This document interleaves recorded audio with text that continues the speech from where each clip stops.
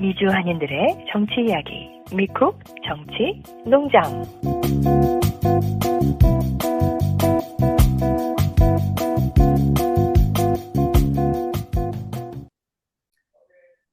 안녕하세요. 미쿡 정치농장 너구리입니다. 오늘도 염소 아저씨, 양이님 함께 해주고 계십니다. 안녕하세요.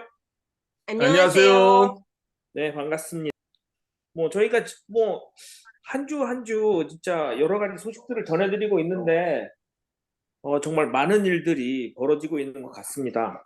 살펴보면 김건희 고속도로 그 사건도 그렇고 저번 주에 얘기했던 박대령 이야기도 그렇고 사실 하나하나가 굉장히 큰 이슈인데 아직도 해결된 게 없는 것 같아요. 없는 정도가 아니라 우리가 생각할 수 있는 설마 더 이상 더 엄청난 일은 안 생기겠지 하는 일들이 매주 터지면서 그 과거에 벌어진 일들에 대한 걸 더한 충격에 그걸 다 잊게 만들고 있어요. 일부러 그러는 것 같아요, 어떻게 보면. 한간에는 이슈를 이슈로 덮는다 그런 이야기도 있는데 하나 해결되는 것이 없이 그냥 넘어가는 게 굉장히 좀 안타까운 것 같습니다. 우리 양희님 배경화면이 백투스쿨인데요. 네, 이게 작년 날짜가 적혀 있는데 올해는 8월 26일부터 9월 4일까지 뉴저지에서 그 백투스쿨 그런 서플라이를 살 때 세일즈 텍스 안 받는데요. 제가 가끔 그 텍사스나 그런 데서는 텍스 프리 위기 있는 건 알고 있었는데 제가 뉴저지에서 20년이 넘게 살았는데 처음 알았네요. 이게 언제부터 시작했는지는 잘 모르겠지만 작년 노스캐롤라이나는 옛날에 많이 했어요. 지금도 할지 몰라요. 제가 지금 학계를 떠나서 지금 잘 모르긴 하는데 제가 학계에 있을 때만 해도 그러니까 10여 년 전만 해도 그 세일텍스 네. 면제가 있었습니다. 저는 백투스쿨 때. 20년 넘게 아직도 학부형으로 살고 있는데요. 그래요? 근데도 몰랐어요. 그래서 이거를 좀 사람들한테 많이 알려줘야겠구나. 그래서 너무 일찍 살 필요도 없고 또 지나서 살 필요도 없고 월마트나 이런 웬간한 스토어에서도 다 세일즈 텍스 가격도 저렴한데 세일즈 텍스까지 안 내면 뉴저지는 세일즈 텍스 레이트이 6.625거든요. 그게 안 내면 그래도 꽤 크잖아요. 뉴저지 텍스 레이시 많지 않네요. 원래 도시가 세금이 많은데. 네, 뉴욕이 좀 세고요. 예. 뉴저지는 그래요. 6.625. 그렇구나. 그리고 이 백투스쿨 학용품이라고 해서 연필, 공책, 가방 이런 거면은 괜찮은 큰 효과가 없지만 신발, 옷, 노트북, 컴퓨터 이런 것도 학용품의 범주에 들어간다면 그 세금 절감 효과가 꽤 크겠네요. 예, 근데 제가 그 내용까지는 아직 자세히 보지는 못해서 잘 모르겠어요.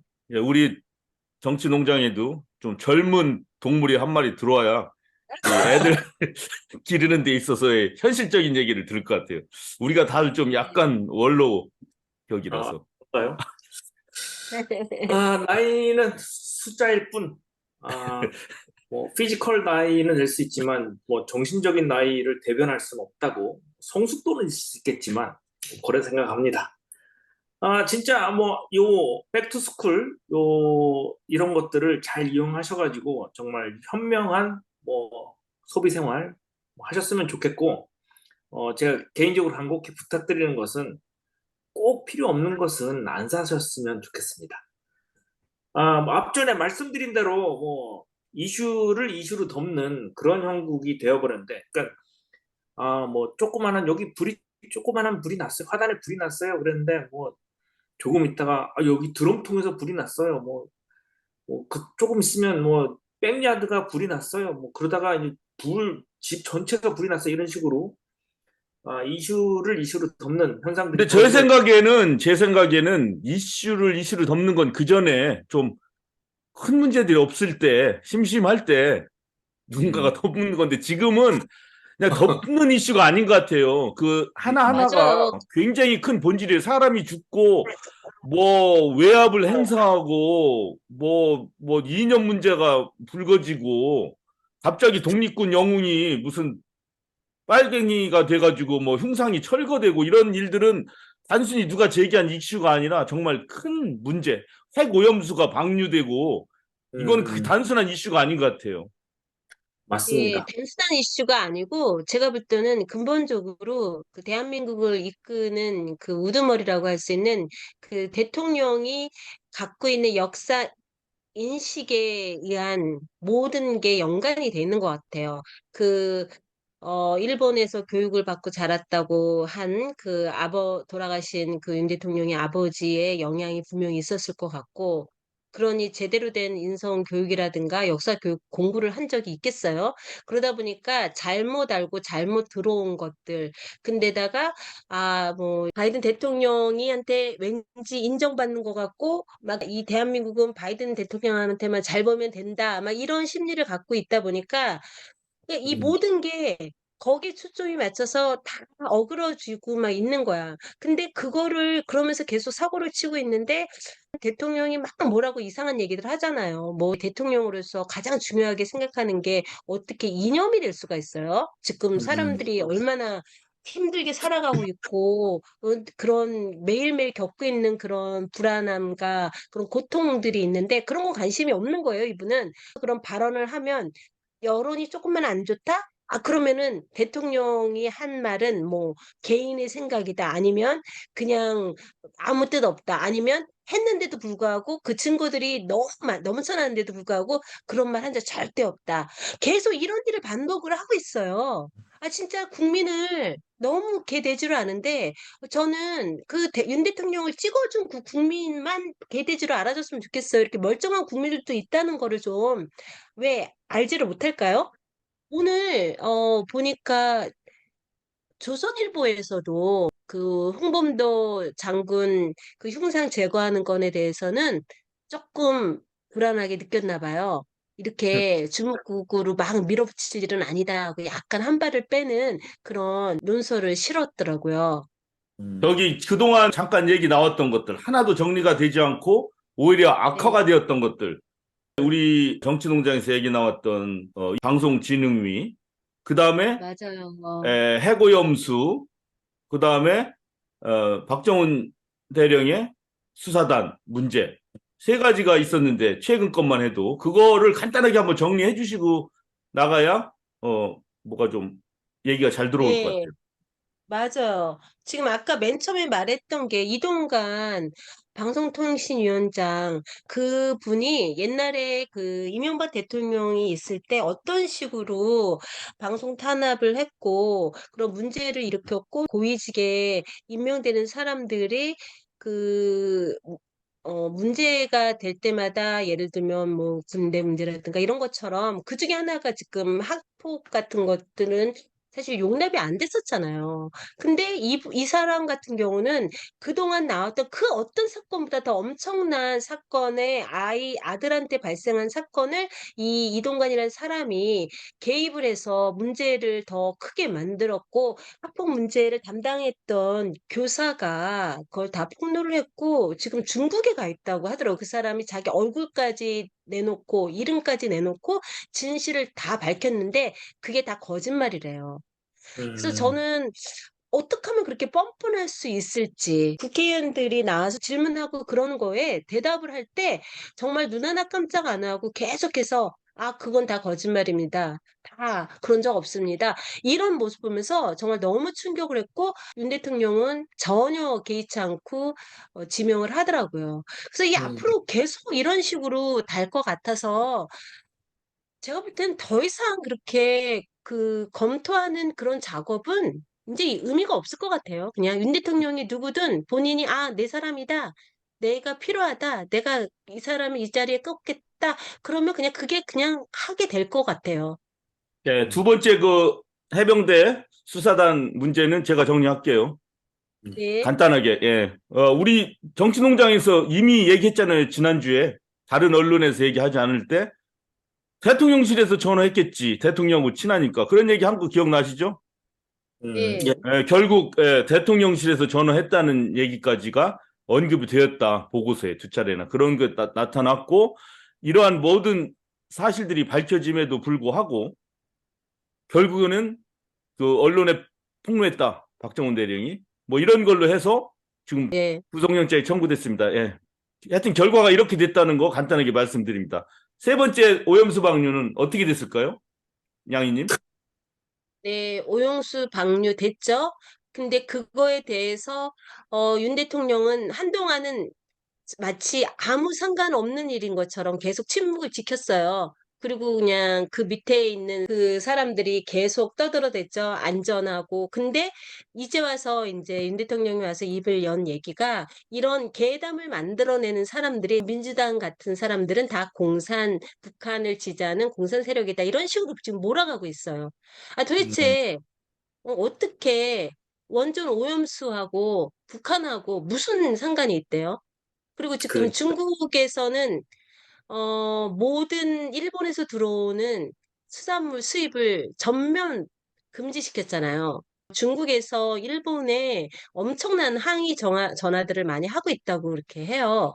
그런 식으로 정부 차원에서 국민들을 먼저 우선으로 하는 그런 적어도 그게 제스처로 끝날지라도 그렇게 하고 있는데 대한민국 정부는 지금 내년도에 수산물 수입하는 검사에 들어가는 예산을 거의 7천억인가? 그래서 거의 1조 원까지 늘렸다고 해요. 지금 모든 예산을 삭감하고 그래서 국민들 복지 예산은 뭐 어마어마하게 삭감을 하고 있는 중인데 그거는 오히려 늘렸대요. 왜 쓸데없는 데에다가 그렇게 돈을 늘리면서 국민들은 오히려 걱정만 늘어가고 있고, 이제 방류한 그 오염수가 이미 잡혀 있는 생선에 영향을 미쳤겠어요? 근데 그 생선들 회는 왜 먹고 있대요? 대통령의 식단에서 뭐 우럭이며 뭐 그런 반찬 올렸다고, 아, 진짜 제발 그런 우습지 않은 그런 쇼 좀 그만했으면 좋겠어요. 윤 대통령의 지금 여러 가지 제기하는 문제들이 실제 사회에서 어떤 일이 일어났거나 어떤 상당수의 국민들이 요구했거나 뭐 이렇게 해서 어떤 정책을 세워나가고 방침을 세우는 게 아니에요. 지금 보면은. 그러니까 굉장히 어설퍼 보이지 않아요? 우리가 볼 때? 어설프죠. 뜬금없이, 근데 예, 뜬금없이 뭐 이념 논쟁을 들고 나오고, 그다음에 뭐 지난 정부의 회계장부식으로 보니까 뭐 거의 망할 뻔했다든가 이런 얘기 하는 것들이 그냥 사람들이 요구해서 야 이거 정말 문제다 뭐가 진짜 터졌어 지난 정부가 뭐 잘못해서 뭐 재정이 엄청나게 힘들어지고 뭐 어떤 기업이 도산하고 그런 것이 아니지 않습니까? 근데 그런 문제들을 끄집어내는 거는 그 뉴 라이트이라고 하죠. 그 네, 뉴라이트. 새 우익 단체들이 만들어내는 그 논리들 경제적으로는 아주 작은 정부 축소, 재정 지원 축소 뭐 이거는 뭐 미국 이런 데서 맨날 하던 거예요. 그러니까 대단한 수도 아니고 그냥 달고 다른 거를 그대로 쓰고 반복해서 얘기하고 네, 이념적으로는 공산주의 쪽으로 더 나가자. 그다음에 통신을 장악하자. 방송 이것도 뭐 이명박도 하고 다 했던 거 아니에요, 그 전에. 그렇죠. 뭐 맞아요. 전두환도 하고. 그러니까 네. 뭔가가 너무나도 그 대통령이 솔직히 이 사람은 정치를 하려고 나온 사람도 아니고 나라에 대해서 생각해 본 사람 아니잖아요. 그냥 검사가 돼가지고 형령 때리고 어떤 형량을 어떤 놈이 갖고 있으니까 조서를 어떻게 꾸미고 그 뒷 변호사나 누구랑 돈 얼마를 받아야 이걸 얼마에 해결해주고 이것만 하던 사람이 지금 정치를 하려니까 그냥 자기 생각이 하나도 없으니까 그 공간을 뉴 라이트라는 또는 전광훈 세력 이런 애들이 그냥 주는 거죠. 그럼 그냥 덥석덥석 받아먹고 그냥 그리 가는 거죠. 그대로. 그게 그냥 맞습니다. 눈에 다 저희 보이니. 네, 지금 뉴라이트 그 세력들이 그동안 자기 이명박 대통령이 있을 때 자기네 세력을 키우려고 했는데 그게 어쨌든 계속 이제 민주정권으로 넘어가면서 그게 무산됐던 것들을 이때가 기회다 하고 자기네가 하려고 했던 것들을 다 지금 하고 있는 거죠. 그래서 이게 진짜 갑자기 떠올라서 한 거 아니면 누가 옆에서 하자고 한 게 아니에요. 그러니까 음, 지금 예를 들어 홍범도 장군 비롯해서 그 5명의 독립전쟁 영웅의 그 흉상이 육군 사관학교에 세워졌거든요.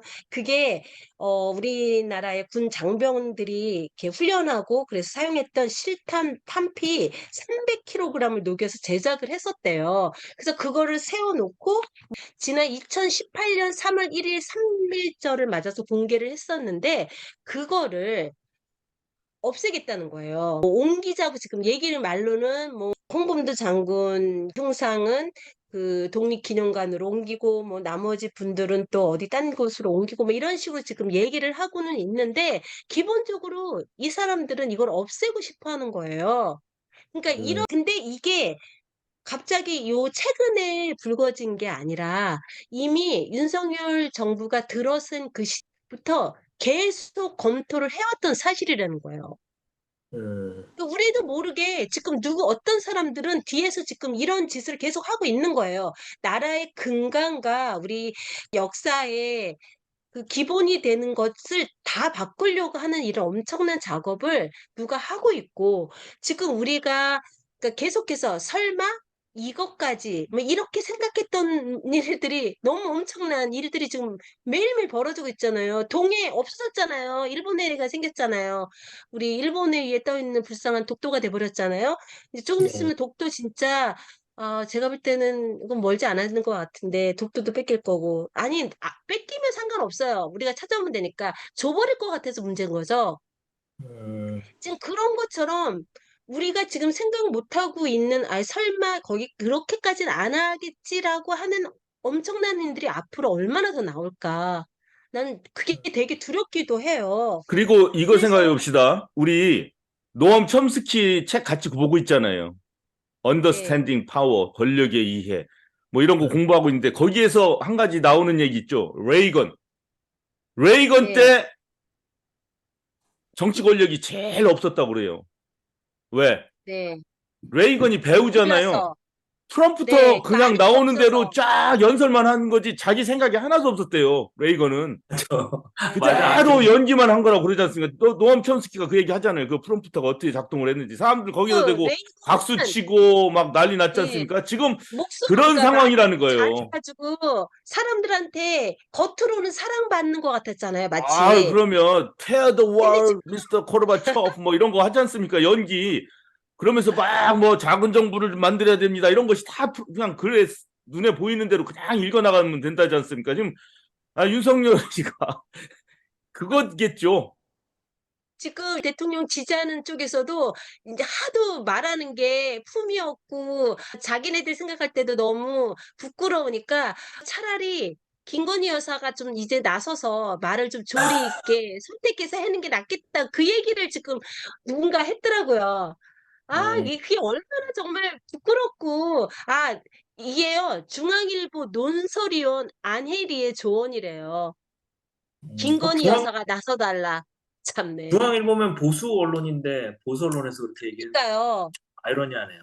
자기네가 생각해도 도대체 부끄러워서 견디기가 힘든 거죠. 요번에 이 홍범도 장군 흉상 철거 관련돼 가지고 이제 우리가 좀 더 얘기를 해야 되겠지만 저희가 그 문 대통령 계실 때 그 배우 조진웅이든가요? 그 사람이 나와서 그 유해 모셔오는 그 영상을 보면서 너무너무 가슴이 뭉클했었어요. 그리고 그때 그때는 대단했죠. 예. 네, 전 국민이 다 정말 지켜보고, 예, 네, 그랬죠. 막 눈물이 날 만큼 그 자체로 감동스럽고 엄숙하고 진짜 거룩한 마음을 느끼게 해줬는데 진짜 자랑스러움. 내가 대한민국의 국민이다라는 게 자랑스럽다고 느끼게 해줬던 그 순간이었는데, 그걸 한순간에 이렇게 망가뜨리고자 이렇게 애쓰는 쓰레기 같은 인간들이 있다는 게 정말 너무 열불이 터져요. 근데 음, 이걸 철거하고자 하는 그 원인이 뭔지 들어보셨어요? 지금 빨갱이였다면서요. 그 원인이 빨치산, 뭐 빨치산이었다고 네, 그러는데. 이분이 그 소련의 공산당에 가입을 한 그 이력이 있어서 근데 그게 이분이 뭐 속인 것도 아니고 그 내역에 그냥 나와 있는 거예요. 이 사람이 그 1920년도 후에 청산리 대첩 있고 나서 뭐 활동하고 김일성이 빨치산하고는 아무런 관련도 없어요, 일단은. 그러니까 얘기할 필요도 없는 그런 건이었어요. 근데 어떻게 이게 연루가 됐을까 하고 저도 궁금해서 좀 살펴봤어요. 이제 이제 이분에 대해서 얘기한 것 중에 김상웅 전 독립기념관장이라는 분이 설명을 아주 되게 간단하게 해주셨더라고요. 그 1920년대 청산리 대첩 이후에 이제 일본 정부군들이 이제 계속해서 이제 쫓아오고 하니까 이제 많은 사람들이 그렇게 소련하고 만주 이런 국경지대로 홍 장군님을 따라서 옮겨갔겠죠? 그리고 또 그곳에서 이제 원래부터 이미 이전부터 옮겨온 그런 정착민들도 있었을 때고, 그래서 그런 분들이 토지를 개간해서 농사를 짓고 이렇게 밭을 가꾸고 이렇게 했나 봐요. 그러다 보니까 이게 많은 경우가 불법적인 것들인 거예요. 그래서 그 소련의 이제 관리들로부터 착취를 받은 거야. 그 불법 경작으로 인해서 이 사람들이 이제 홍분 장군님한테 소련 공산당에 가입을 해서 우리를 지켜달라고 요청을 받고 가입을 했다라는 게 그 공식적인 기록인 거예요. 이분은 공산당으로 가입을 하고 공산당으로서 어떤 그 공산당에 맞게 활동을 한 기록은 단 한 곳도 없는 거예요. 그때만 해도 그 소련 공산당의 힘이 너무너무 막강했던 거예요. 그래서 이 대한민국 그 국민들 중에 그쪽으로 옮겨간 분들도 살아야 하는 그런 상황이었던 거예요. 이 이력 때문에 비난한다는 건 말이 안 되고, 그러니까 그것도 충분히 이해가 되잖아요. 그래서 보수 정권이든 민주 정권이든 여러 번 검토해서 결국은 훈장을 2번이나 받았다고 하더라고요. 그 서운이 2번이나 돼서 또 이거 갖고 또 얘기를 많이 하더라고요. 한 번만 돼야 되는데 2번 됐기 때문에 그것도 그 법에 위반이 된다, 뭐 이런 얘기를 해요. 보수 정치인들은 또 반응이 어떤가 제가 한번 좀 보니까 어 이제 홍준표 대구시장도 한 말씀 했더라고요. 뭐 항일 독립전쟁 영웅까지 공산주의 망령을 뒤집어 씌워서 퇴출하려 하는 건 오버하는 것이라고도 얘기했고, 또 유승민 전 의원 같은 경우는 홍 장군은 해방 2년 전 작고에서 북한 공산당 정권 수립이나 6.25 전쟁과는 아무런 상관이 없다고 윤석열 정권의 이념 가행이라고 이렇게 또 비판을 했어요. 그리고 또 뭐 많은 사람들이 지지층 결집하려고 윤석열 정부가 이런 총선용 정치 선동 얘기를 하면서 비판을 지금 하고 있거든요. 뭐 30%안 되는 그 지지 세력, 제가 볼 때는 그 사람들을 결집 안 해도 마음 안 바뀔 사람 같은데 굳이 이렇게 애 안 써도 될 것 같은데 역사에 길이길이 남을 이런 욕 얻어먹을 짓을 왜 바보같이 하는지는 잘 모르겠어요. 참. 맞습니다. 예. 또 한 가지 여기서 더 짚고 넘어갈게요. 지금 네. 이런 식으로 과거에 그 공산당 행적학부 문제를 삼는다면, 우리 잘 알죠? 박정희 대통령 네, 남조선 남로당. 네. 남조당 조직책 출신으로 사형 선고까지 받았어요. 그럼 이분은 어떻게 해요? 어떤 사람이 그러더라고요. 아, 이분은 그래도 전향했기 때문에 그건 또 괜찮대. 아, 정말이지 웃기지도 않아. 이게 뭐 코에 걸면 코걸이, 뭐 발에 걸면 발걸이, 뭐 이런 식으로 되는 게 아닌가. 뭐 하긴 엿장수 맘이죠. 뭐 한마디로 엿장수를 대통령이 하고 있다, 뭐 이렇게 생각이 드네요. 이 흉상들을 다 제거를 하고 거기다가 백선엽 장군을 흉상을 지금 넣고 싶어 한다는 거 그거 들으셨죠? 예, 지금 예.